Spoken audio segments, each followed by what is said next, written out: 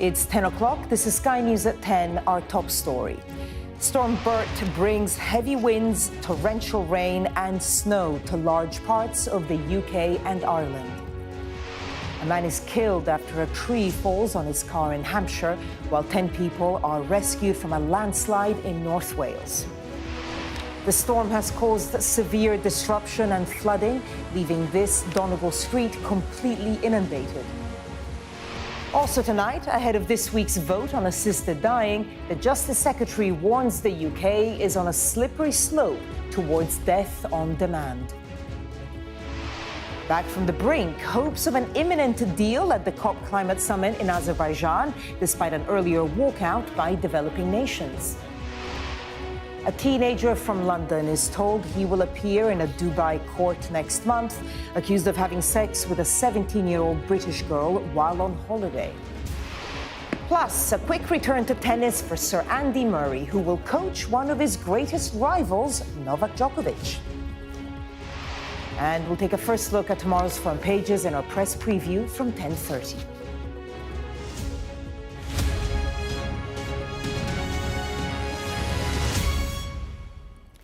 Good evening. Storm Bert has hit the UK, bringing with it heavy rain, snow and winds of up to 82 miles an hour. The second named storm of the season left thousands of homes without power, flooded roads and railway lines and led to flight cancellations. One man died after a tree fell on his car in Hampshire, while 10 people were rescued from a house in North Wales following a landslide. Well, nearly 27,000 homes across the northeast, Yorkshire and North Lincolnshire experienced power cuts. The National Grid says about 4,000 homes across the Midlands, the southwest of England and South Wales were also left without power. In Ireland, meanwhile, at least 11,000 homes and businesses were left without power, with counties in the west and northwest worst affected. And several flood alerts and warnings have been issued by the Environment Agency. Ashna Hurnag has tonight's first report. Billed as a multi-hazard weather event, this storm has come with a heady blend of rain, wind and snow that's attacked almost every inch of the country. Arctic blasts hit North and West Yorkshire first thing, bringing with it 5 hours of heavy snowfall, transforming places like Ilkley into a picture-perfect postcard. And it wasn't going to stop some from getting around. We're avid park runners, but parkrun's been cancelled this morning everywhere, so we thought we'd come and just do a run around Ilkley. When it was properly snowing earlier, it was freezing in your face. It was nice this morning and it's coming down with a bit of rain now, so it's a bit slushy. But those conditions came with a catalogue of chaos. From here, no trains ran north of Carlisle as roads began to resemble a ski slope. Some were risking it as others thought better of it. These drivers on a main road even had to be dug out. Snowplows weaved through residential streets in Menston, whilst in Edinburgh, shoppers were caught off guard by the unseasonal weather. As well as bridge closures like the new Queensferry crossing and cancellations at some airports, 60,000 properties in West and North West Ireland and 4,000 homes across parts of England were left without power. In Donegal, entire streets have been consumed by torrents of water.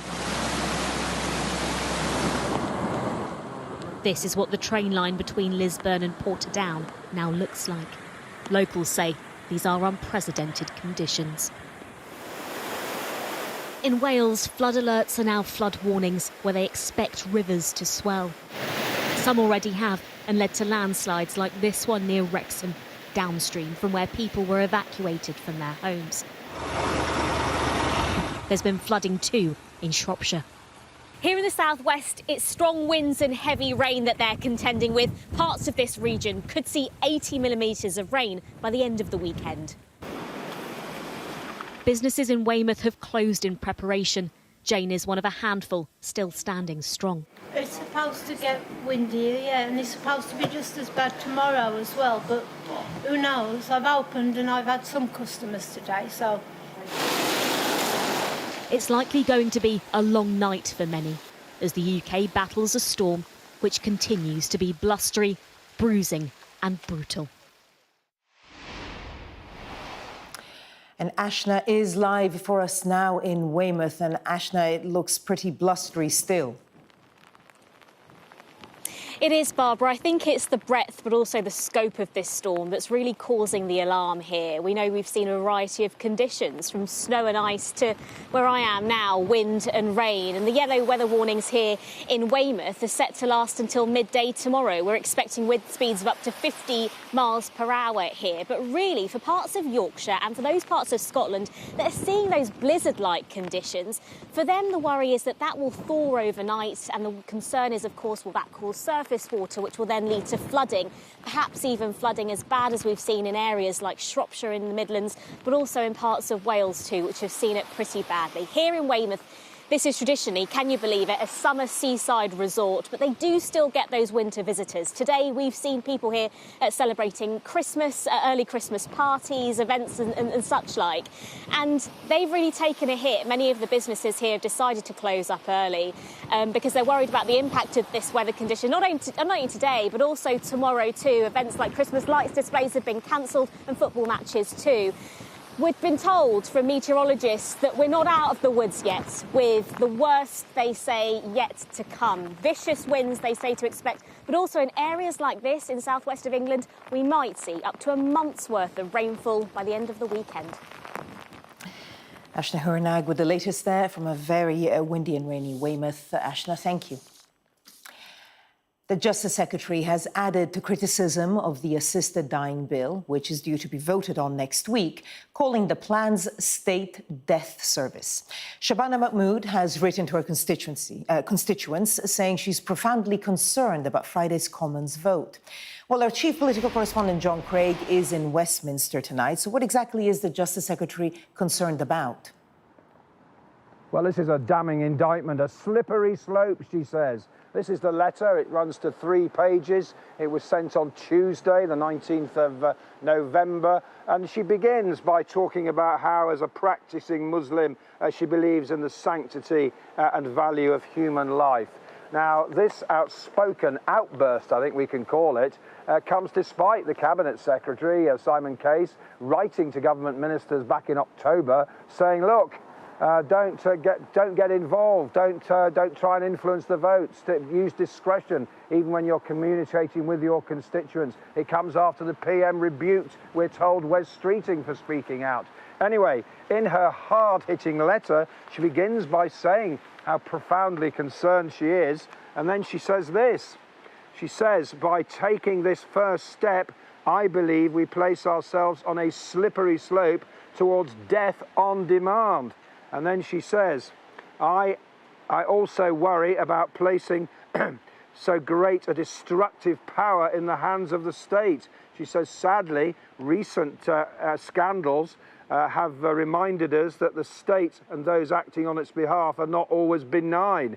I have always held the view that for this reason, the state should serve a clear role. It should protect and preserve life, not take it away. The state should never offer death as a service.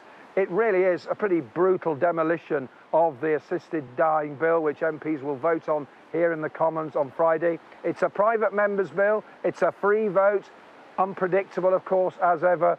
But this weekend, following an emotional and poignant intervention by Gordon Brown earlier today, talking about the death of his baby daughter Jennifer back in January 2002, and talking about how that has persuaded him that the assisted dying bill is the wrong way forward. It's the opponents of this bill who are really ramping up the pressure this weekend. Well, responding to Shabana Mahmood's pretty damning verdict on her bill, Kim Leadbeater has told Sky News, good friends don't always agree. Well, it's a few friends of Kim Leadbeater seem to be turning against her. Critics will say the Prime Minister's dithering and indecision on this is making matters worse. The Cabinet is split, and all the signs are that we're in for a pretty emotional debate in the Commons here on Friday. At the moment, as I say, it's the opponents who are stepping up the pressure, even though there are said to be many Labour MPs and some Conservatives who support the bill. But at the moment, Labour's big hitters are turning against the private members' bill being debated here on Friday. John Craig with the latest in Westminster. John, thank you. And Kim Leadbeater, whose private members' bill it is, will be one of the guests on Sunday Morning with Trevor Phillips. That's at 8:30 tomorrow morning. There have been signs in the past hour that a deal at the COP29 climate summit in Azerbaijan is imminent. Earlier today, though, negotiators from developing nations staged a walkout, arguing their countries are on the front line of climate change and they aren't getting a fair deal from developed nations. Well, in a moment, we'll get the very latest live from Azerbaijan. But first, our science and technology editor, Tom Clark, has this report. No deal is better than a bad deal. There was anger in the corridors as these talks ran into extra time. Baku was where rich, polluting countries were required to honour previous commitments to pay up. In the eyes of others, they shut down talks by waiting to table a weak offer, leaving no time to negotiate. We've just walked out. We came here to this COP for a fair deal. We feel that we haven't been heard and there's a deal to be made and we have not been consulted. It's been agreed in Baku that $1.3 trillion in climate finance must flow from rich countries to poorer ones by 2035.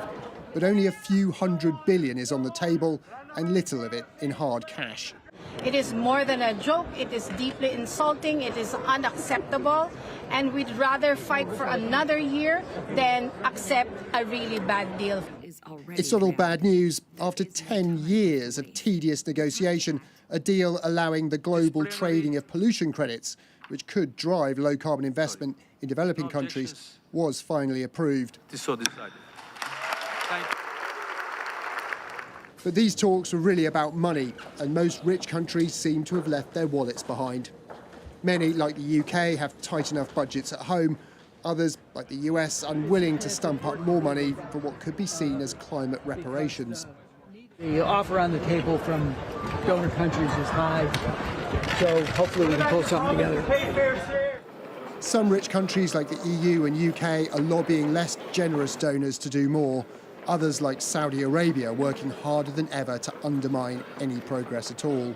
Time is not on our side, and I ask you to now step up your engagement with one another to bridge the remaining divide. It will take a lot to save COP29 from failure. Tom Clark, Sky News. And our climate reporter, Victoria Seabrook, joins us now live from the summit in Azerbaijan. Victoria, despite all the problems and pessimisms that we were hearing about in Tom's report, it does seem that a deal is imminent.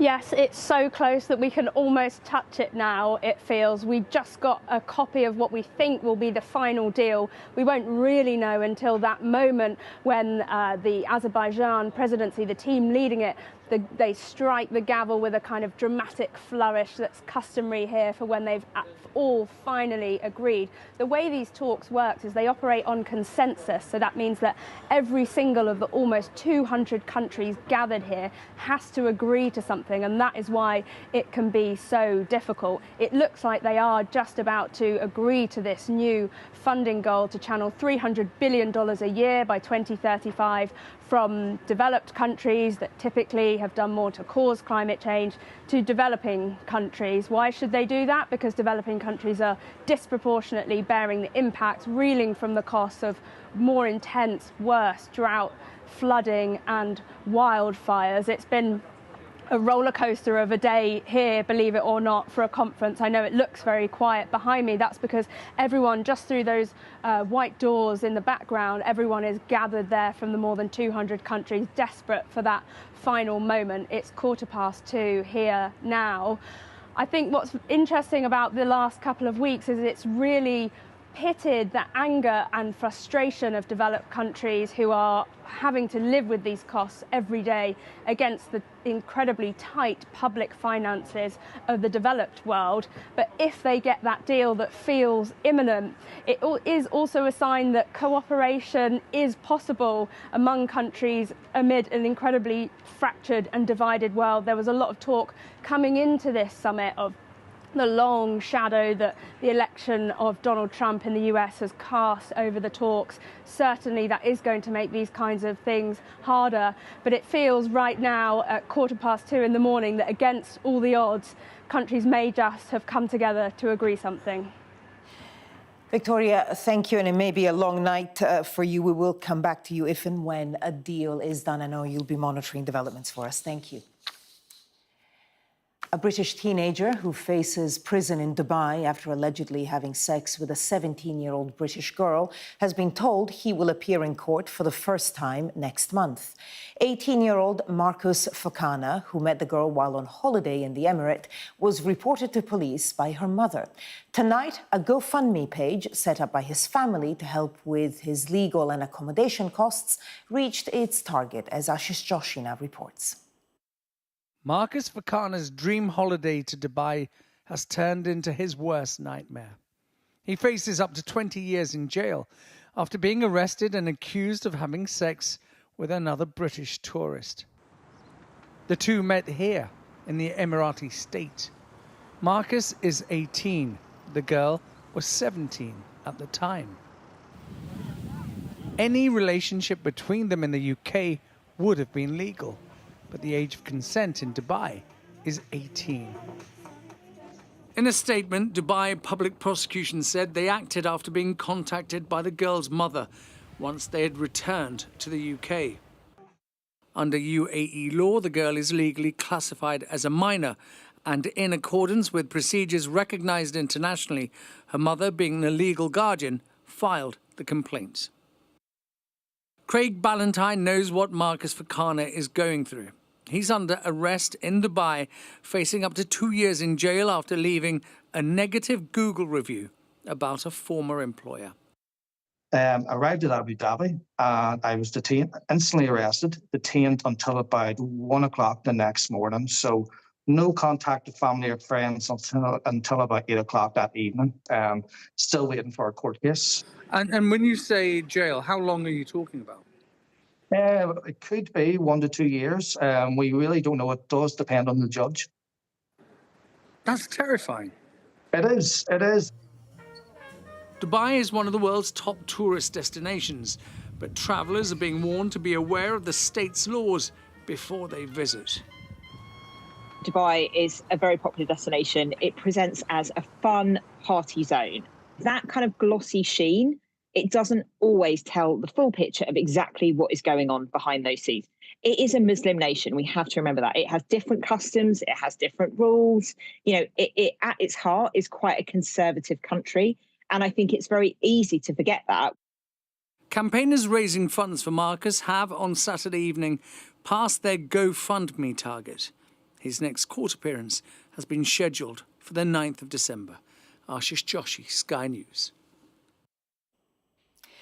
Thousands of people have marched through Paris during a day of protests across France over violence against women.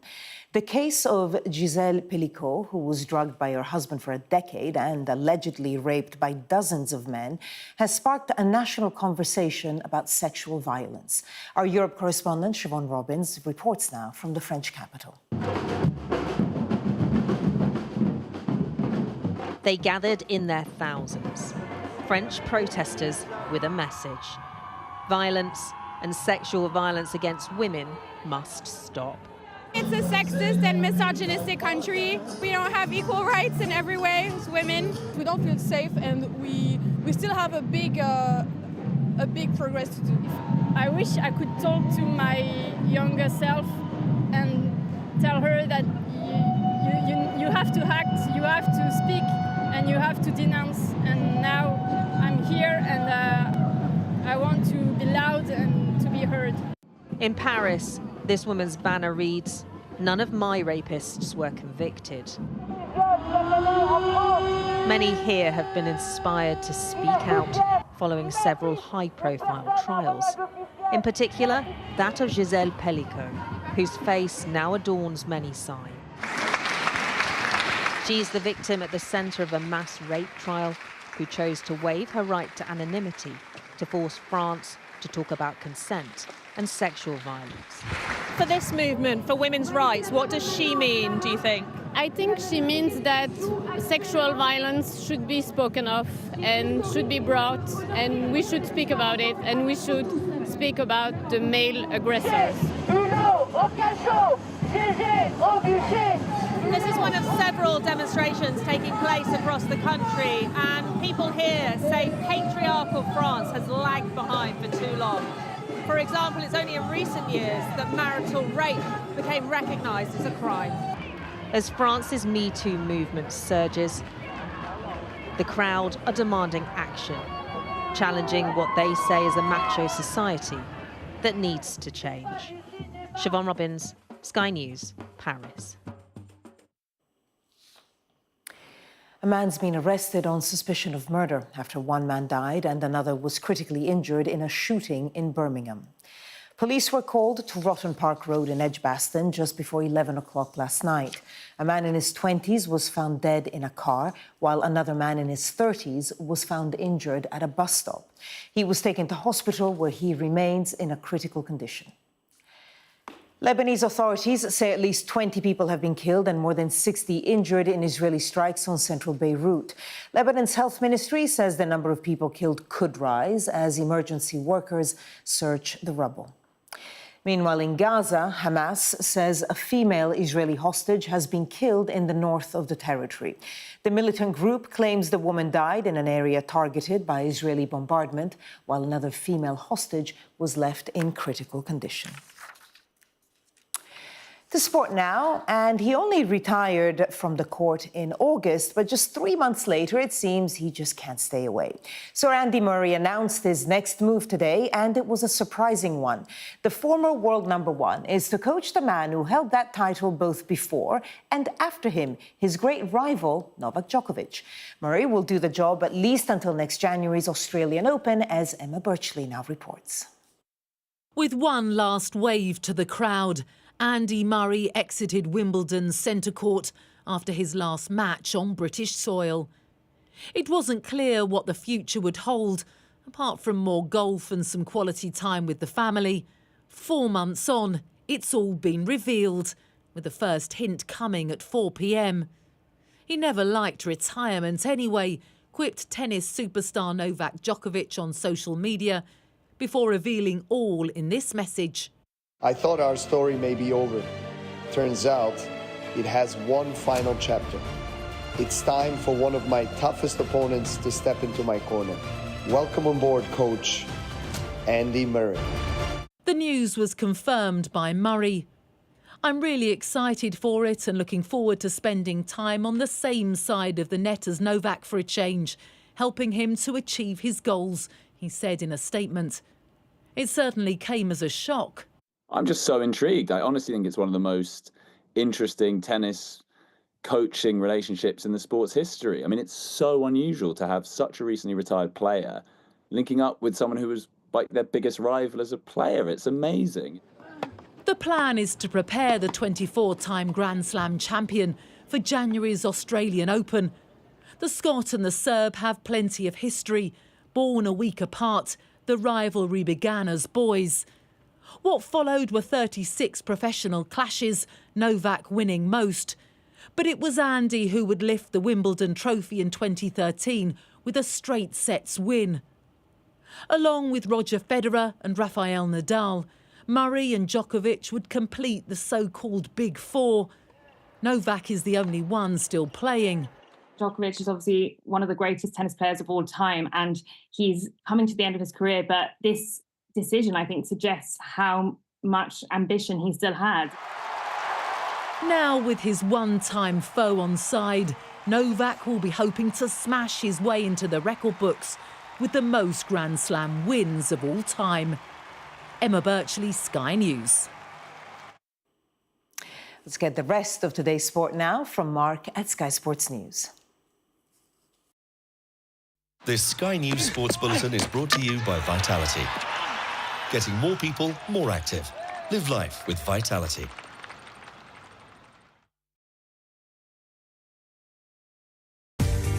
Two England internationals. One, in theory, delicious recipe. One fierce cooking challenge to mark the ECB's Taste of Cricket campaign.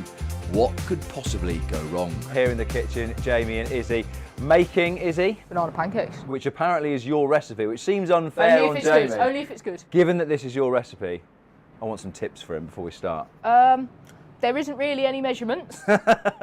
Good start. We just kind this of is encouraging. Go on feel. So, banana pancakes on the menu and Izzy taking a loose approach to both methods and measurements. It's like they say vanilla's like the garlic of baking. Vanilla extract is to baking what garlic is to cooking. If it says 3, put in 6. When you say they, who is they? Just people. People. Yeah.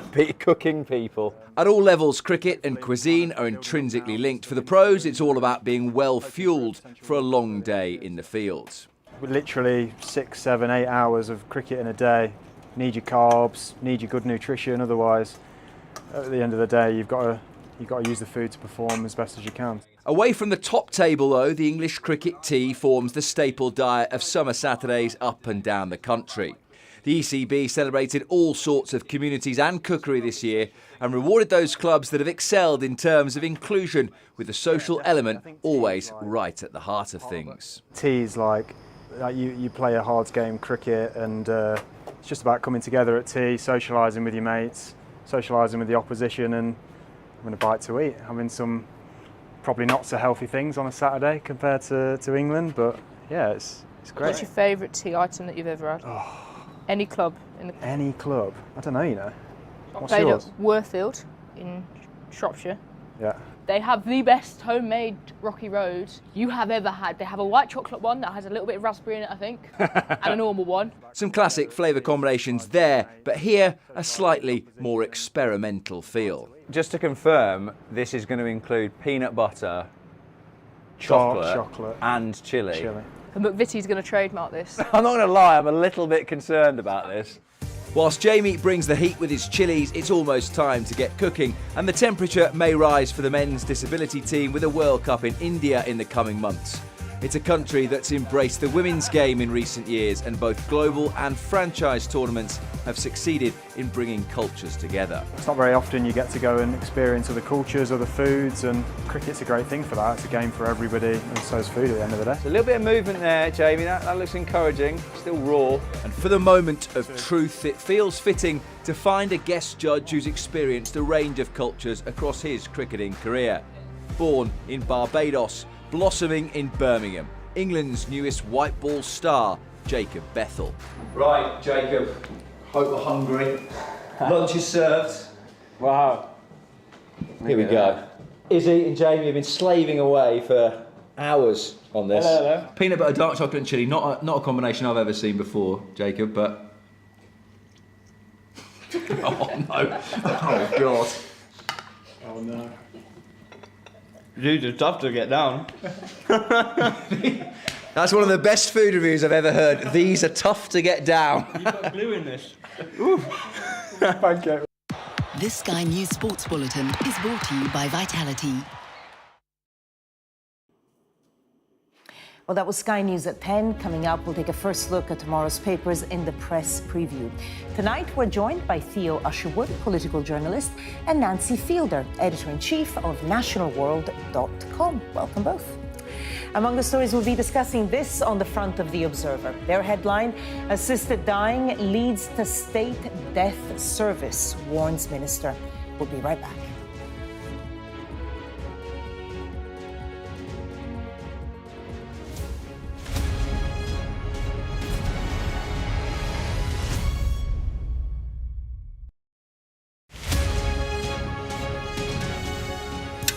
What's it like doing this kind of stuff when he's not here? Yeah, I miss him. He just inspired me to be a better person. He's shown us what living looks like in the toughest and most difficult of circumstances. I'm Greg Milam, and I'm Sky's Chief North of England correspondent. Mandatory evacuation, you must leave! For many people, Harvey is far from over. People here believe the water will be this deep for weeks.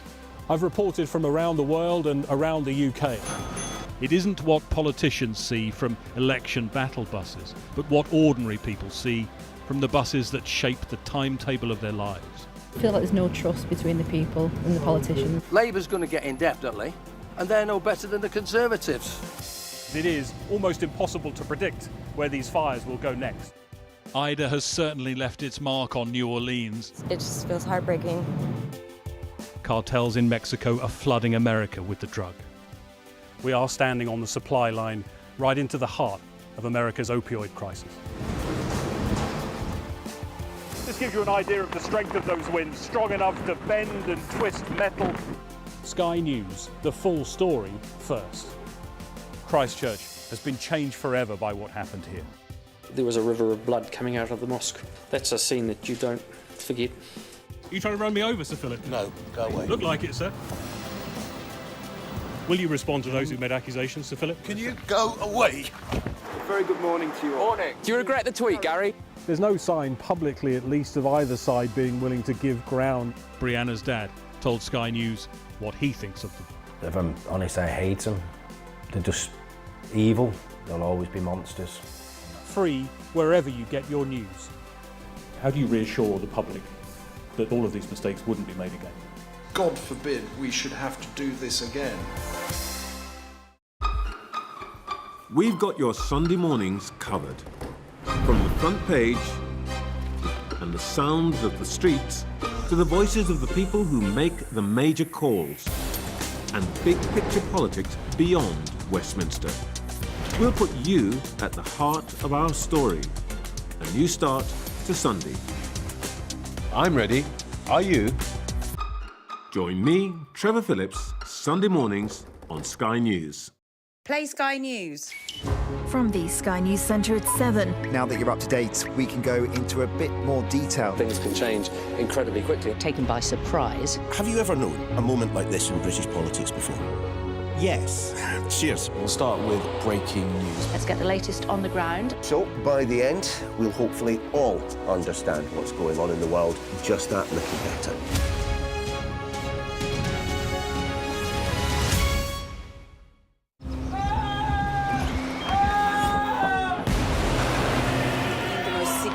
Day of this conflict. They keep telling us that they want aid. And this is what's left of it. Tanks, heavy vehicle. Why only in America? People want their country to work. You want a job in a normal life. Why are these homes empty? I want you to be honest with people. That has happened within minutes. Sky News, the full story first. Free wherever you get your news. This is Sky News. In just a moment, the press preview. A first look at what's on the front pages as they arrive. But first, our top stories. Storm Bert has hit the UK and Ireland, bringing freezing temperatures and winds of up to 82 miles per hour. The Justice Secretary, Shabana Mahmood, has said she is profoundly concerned about the assisted dying bill, which is due to be voted on next week, and called the plans a state death service. The prospects of a deal at the COP climate summit in Azerbaijan have improved despite an earlier walkout by developing nations.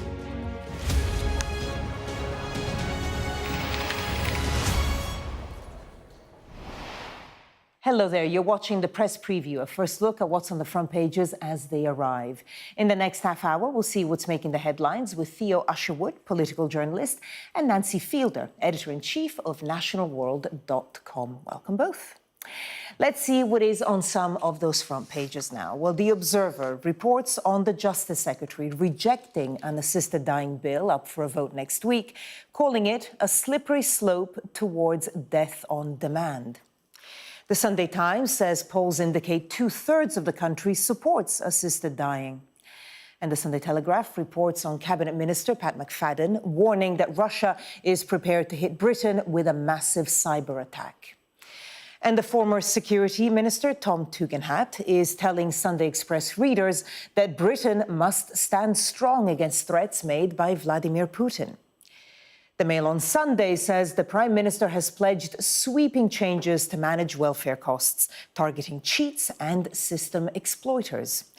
The Sunday Mirror says a chief constable is being investigated over claims that she covered up failings linked to the Nottingham stabbings.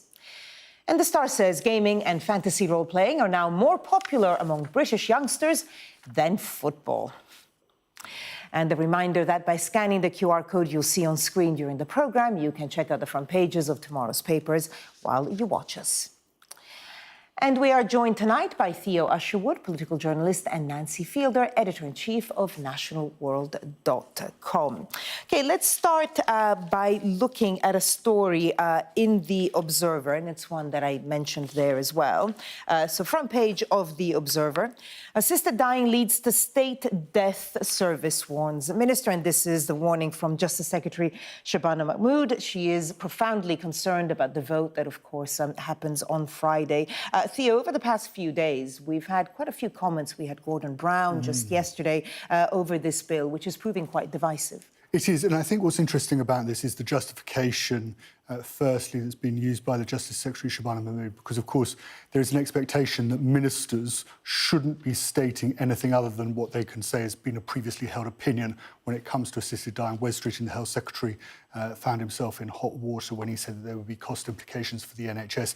But the justification from the Justice Secretary's point of view is that actually she's received a number of emails and correspondence from her constituency in Birmingham Ladywood, which has a large Muslim population, expressing concern about the legislation, and that's why she has decided to reply to that, expressing her own worries about the legislation. I think it is actually the right thing that actually ministers should be able to set out their positions. And I think she uses emotive language, and in her reply, she said, sadly, recent scandals such as Hillsborough, the infected blood, and the Post Office Horizon have reminded us that the state and those acting on its behalf are not always benign. I have always held the view that for this reason, the state should serve a clear role. It should protect and preserve life, not take it away. Clearly coming down against the assisted dying. And of course, the vote's going to be on Friday, and it's a free vote in the House of Commons. Yeah. Nancy? It's a very divisive topic. It always will be, whatever happens with this vote. But I think that is the important thing about it. Actually, politicians have been given the choice and have the vote. There are thousands of people in this country right now who are watching their loved ones dying in the most agonising, awful way, and it doesn't necessarily have to be like that. And to not allow them to make their own personal choice on the topic that is perhaps the most personal, important of all, just seems a little bit hypocritical to me.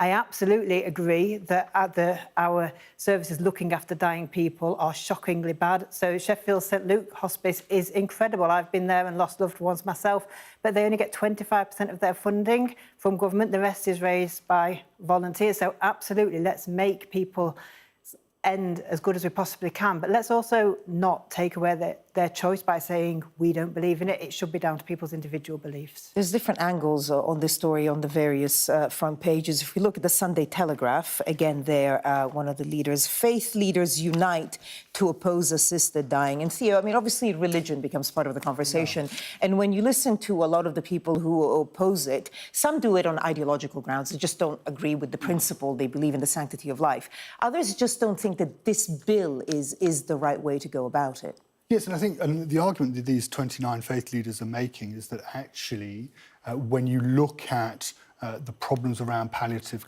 care, when you look around the problems around care for the elderly, this legislation is crossing a Rubicon, and it is leaving elderly people very vulnerable. And they make the point that there are 2.7 million older people who've been subject to abuse, and many will also be vulnerable to pressure to end their lives prematurely. And they also make the point, and I've heard Tanni Grey-Thompson, the disability campaigner, make this point as well, that those who are suffering from, or not, it's the wrong phrase, apologies, those who have disabilities and, of course, are under pressure when you look at what's going to be happening to welfare, and we'll be discussing that in a few moments, but potentially cuts to and more stringent checks on welfare, that actually many people who are,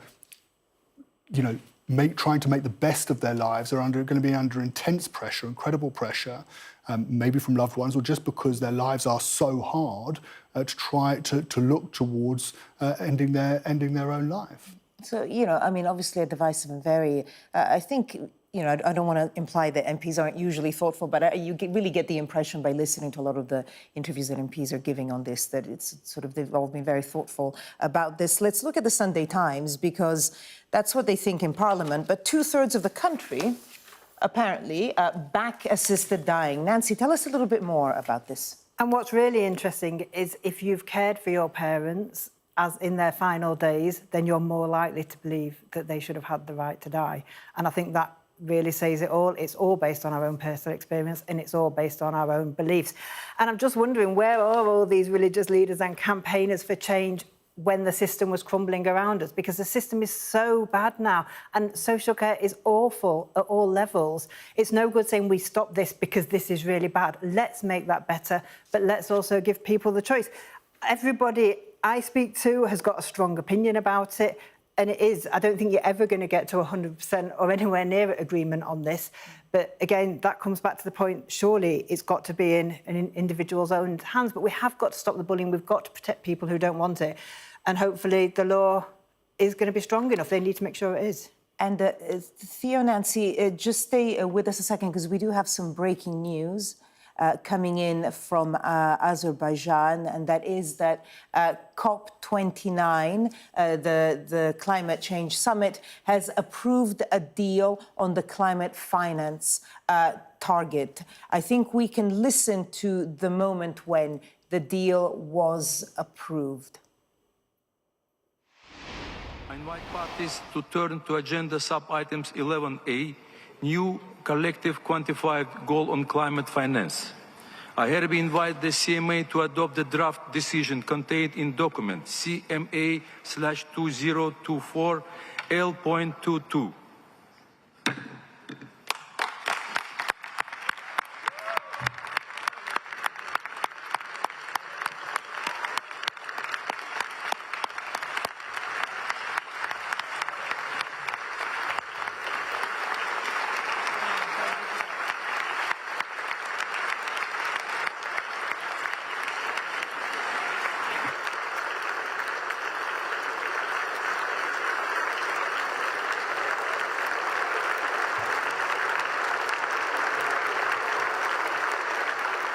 So scenes there, latest pictures coming in from Azerbaijan, Baku, where a deal has been approved on climate finance target, COP29. Now, this is about how much money developed nations should give developing nations for them to curb and adapt to climate change. And there had been various numbers. The sort of poorer countries wanted $1.3 trillion a year. The original figure proposed had been only $100 billion a year, but they have now come to a compromise. And of course, there was, at any rate, enormous pressure to come to some kind of deal as the summit happens under the shadow, in a sense, of an imminent Donald Trump presidency. Now, we are hoping to speak to our climate reporter, Victoria Seabrook, who is going to be live for us at the summit in Azerbaijan. Until we get her, let's go to Theo and Nancy. I mean, Theo, you know, these summits are easy to criticize, but they have come to some kind of agreement. We're going to get the details from Victoria. But like I said, a lot of pressure on this particular one, because literally days before they all headed to Azerbaijan, Donald Trump was elected. Yes, and you'd question, you know, given the fact that the president of China wasn't there, the president of India wasn't, the prime minister of India wasn't there. Keir Starmer, when he attended for a very short amount of time, cut quite an isolated figure at this summit. Obviously, there's been some agreement. It'd be very interesting to hear what your correspondent has to say about the significance of this. But actually, you know, in terms of the leadership, the global leadership, this summit was severely lacking, given that we didn't have, you know, from the world's, you know, the countries in the world which pollute the most, we didn't have the leadership of those countries at this summit. Not least, of course, Donald Trump is the incoming president of the United States, and he has expressed significant scepticism about net zero targets. Absolutely, and I mean, we are hearing that the number agreed is around $300 billion. And I think we can also cross live now to Azerbaijan and speak to Victoria Seabrook, who is live there for us. Victoria, tell us the details of this deal. Well, COP29 has just been brought back from the brink of collapse where it was earlier. They have finally just signed off on this most elusive of deals. a climate funding target to pay for climate measures in developing countries. They've agreed to channel $300 billion a year by 2035. That's from rich countries to vulnerable nations that are, research has shown, disproportionately bearing the impacts of climate change, reeling from the costs of worsening flood and drought. And it will also help them to ditch fossil fuels, to curb climate change. And everybody here is signed up to that because they know that that stands to benefit every country, whether you are paying towards the fund or on the receiving end. It's been incredibly hard won. As I said, things look like they could almost fall apart this afternoon when developing countries walked out of one of the negotiating rooms. Extremely dramatic. We're already a day into overtime here. They were then coaxed back to the table, and just after 2:30 in the morning on Sunday morning local time, they finally brought down the gavel, which is how they sign off these things here, with a dramatic flourish. These 2 weeks, this is a culmination of 2 weeks of incredibly tense negotiations. It's been very hard won. There's been a raft of deals on the table, and what it's really exposed is this divide between developing countries who are reeling from the costs versus the tight public finance of rich countries that have done more to cause climate change. At the start of this talks, there was a lot of talk about how difficult it was going to be. Donald Trump's election in the US casting a long shadow over it, a lot of talk about how difficult that was going to be. He's expected to withdraw the US from these kinds of efforts. Also in the first week, we saw Argentina walk away from the talks after just 3 days as their president sought to align himself with Donald Trump. People here, they are relieved, elated, emotional that despite all of those odds, they've reached a deal in a show of cooperation in what is, in the outside world, an incredibly fractured and divided place. Victoria Seabrook with the latest on that deal that has just been agreed at COP29. Victoria, for the moment, thank you. And coming up, we'll go back to the press preview and tell you how drinking trends are changing across the UK. Stay with us.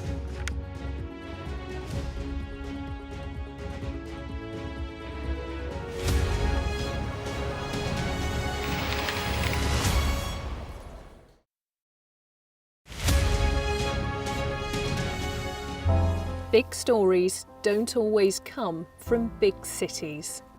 I'm Lisa Dowd and I'm Sky's Midlands correspondent. You are not getting in this elevator, okay?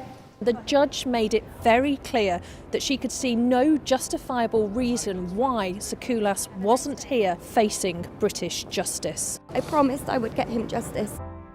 Free, wherever you get your news. This is what they're up against. The wind is the really big problems. It is back-breaking work and the smoke is thick. It's been working well. Water levels are dropping, but no one knows what impact further rain will have. What would you do if this place wasn't open? This is the exact spot in Nottingham where their 19-year-old son, Barnaby Webber, lost his life. I just think it's so cruel and so harsh. It's really scary. We're terrified. In this community, I'm told that everybody knows someone affected by COVID. Hopefully this will be the last wave. Sky News gets the full story first. Change seems tantalisingly close in this corner of the UK. Wales was the first to introduce the plastic bag charge. It's legal to let go. Set the speed and take the hands off. It's almost driverless, but not quite. Hans is a highly trained police dog. The force is incredible. It's really frightening, actually. This is my patch, my specialism. It's also my home.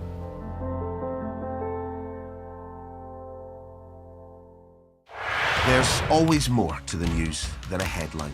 We want to discover, to delve a little deeper, to find out what's really going on. Explanation, analysis, the people at the heart of every story. I'm Neil Patterson, and this is the Sky News Daily Podcast. So, by the end, we'll hopefully all understand what's going on in the world just that little better. Available wherever you get your podcasts. We arrive. A secret hospital hidden in the Myanmar jungle, treating the victims of this bloody war. This is Myanmar today. Its military rulers don't want the world to see, but we have. I fight for my own future. I fight for my generation's future. This is an actual crime. They don't care for that. Myanmar army is only a couple of kilometers away. So this is a major humanitarian disaster.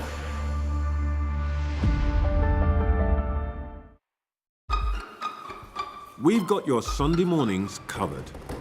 From the front page and the sounds of the streets to the voices of the people who make the major calls and big picture politics beyond Westminster. We'll put you at the heart of our story. A new start to Sunday. I'm ready. Are you? Join me, Trevor Phillips, Sunday mornings on Sky News. Welcome back. You're watching the press preview with me in the studio, Theo Usherwood and Nancy Fielder. OK, let's go straight to the Sunday Telegraph. And the headline there, Putin ready to cripple Britain in cyber strike, front page of the Sunday Telegraph. And, I mean, obviously, we've seen things escalate in Ukraine.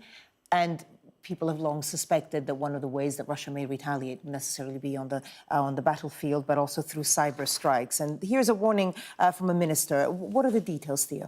So this is Pat McFadden, who is Chancellor of the Duchy of Lancaster, also has the lead for our national security. He's going to be giving a speech on Monday to NATO's Cyber Defence Conference in London, and the Sunday Telegraph has what appears to be the exclusive on the contents of that speech, and it's that as a result of Britain supporting Ukraine, and we saw, of course, the use of Storm Shadow, long-range Storm Shadow missiles into Russian territory this week, Putin is going to retaliate with cyber attacks on our telecoms, on our media, and on our national grid potentially as well.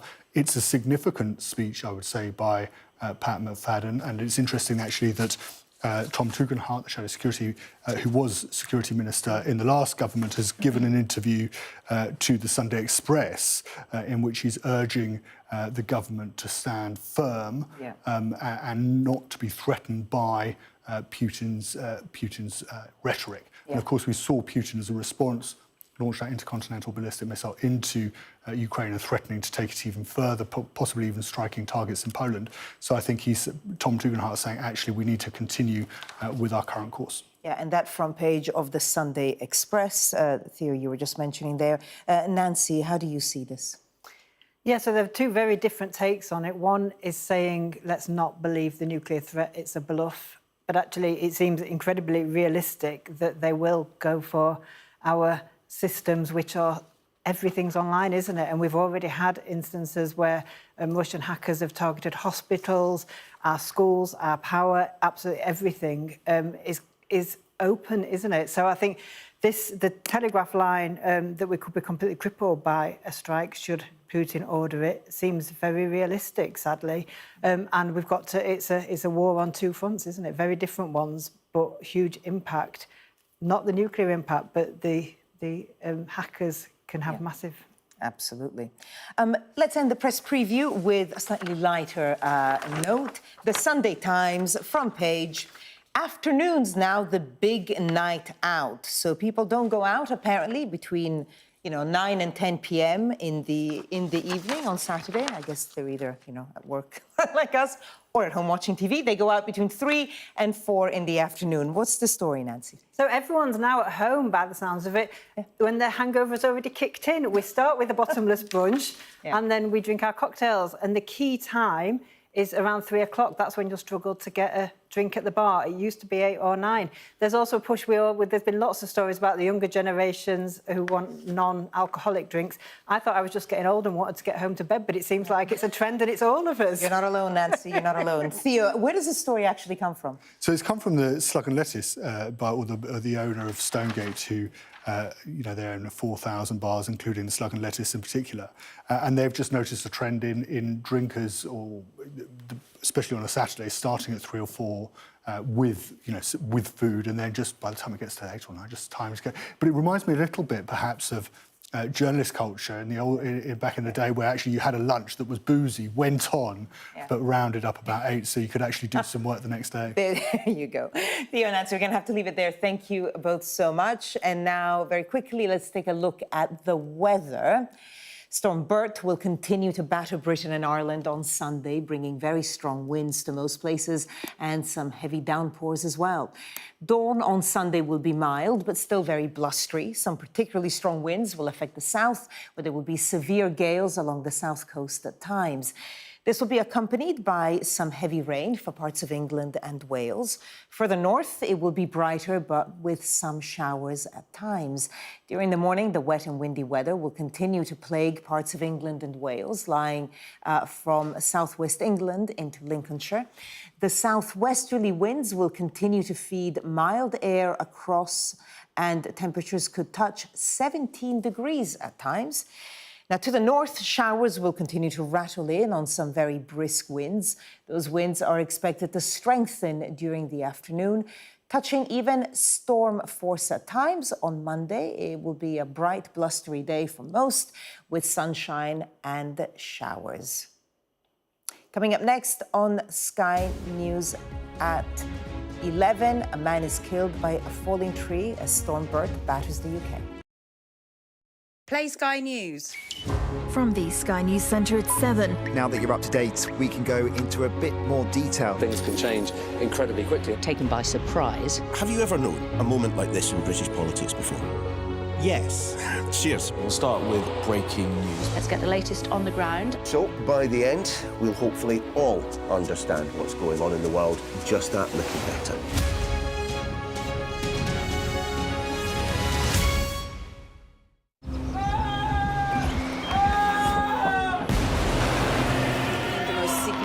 Day of this conflict. They keep telling us that they want aid. And this is what's left of it.